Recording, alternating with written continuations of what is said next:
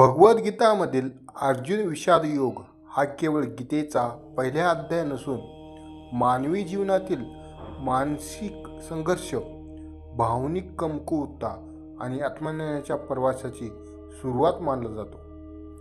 महाभारत युद्ध सुरू होण्याच्या अगोदर काही क्षणापूर्वीचा हा प्रसंग आहे.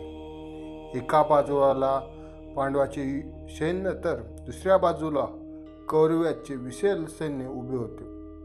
रणभूमीवर शंखनाद झाला होता. योद्धे सज्ज झाले होते आणि संपूर्ण कुरुक्षेत्र युद्धाच्या ज्वाळांनी पेटणार तयार झाले होते.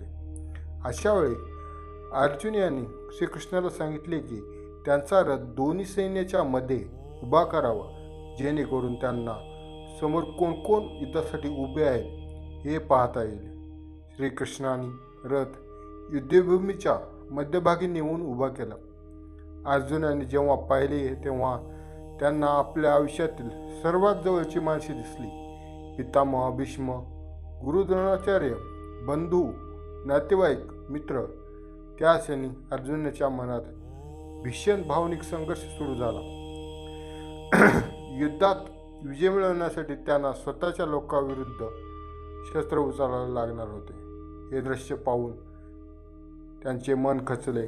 त्यांच्या हातपायांना कंप सुटला, शरीर अशक्त झाले, डोळे पाणावले आणि हातातील गांडीव धनुष्य शैल्य पडू लागले. अर्जुनाने श्रीकृष्णाला सांगितले की त्यांना हे युद्ध करायचे नाही, कारण स्वतःच्या लोकांचा वध करून मिळालेले राज्य, सुख किंवा विजय निरर्थक आहे. हा प्रसंग प्रत्येक माणसाच्या जीवनातील त्या क्षणाचे प्रतीक आहे जेव्हा तो मोठ्या निर्णयापुढे गोंधळला जातो, भावनांमध्ये अडकतो आणि योग्य अयोग्य यातील फरक समजणे कठीण होते. अर्जुन हा एक महान योद्धा होता, अतुलनीय शक्ती आणि पराक्रम असलेला होता, पण तरीही तो मानसिकदृष्ट्या कमजोर झाला. यावरून एक मोठा जीवनधडा मिळतो की जीवनात कितीही सामर्थ्यवान व्यक्ती असला तरी भावनिक संघर्ष प्रत्येकालाच करावा लागतो. विषाद म्हणजे दुःख, चिंता किंवा मानसिक खचणे, आणि योग म्हणजे आत्मज्ञानाकडे नेणारा मार्ग. त्यामुळे अर्जुन विषाद योग म्हणजे दुःखातून आत्मज्ञानाकडे जाणारा प्रवास होय.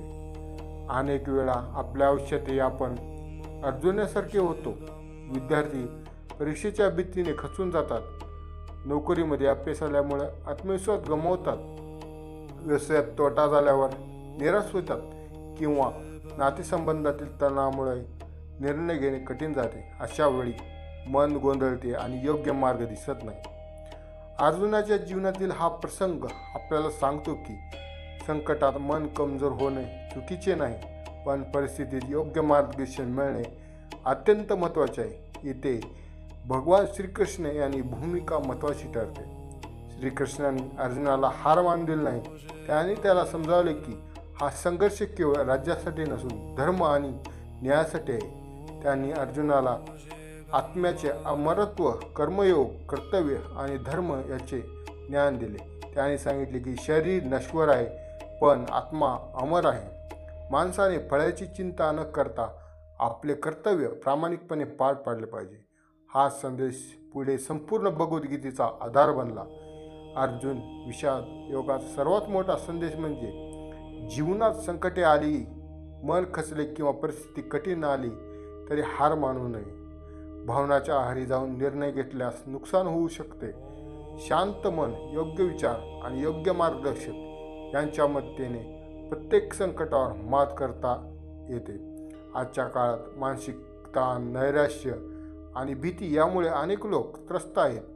अशा वेळी अर्जुन विषाद योग आपल्याला शिकवतो की अंधार कितीही मोठा असला तरी ज्ञान आणि सकारात्मक विचार यांच्या मदतीने प्रकाश मिळू शकतो. हा अध्याय आपल्याला भावनावर नियंत्रण ठेवण्याची, कर्तव्यापासून पळून न जाण्याची आणि संकटात धैर्य राखण्याची प्रेरणा देतो.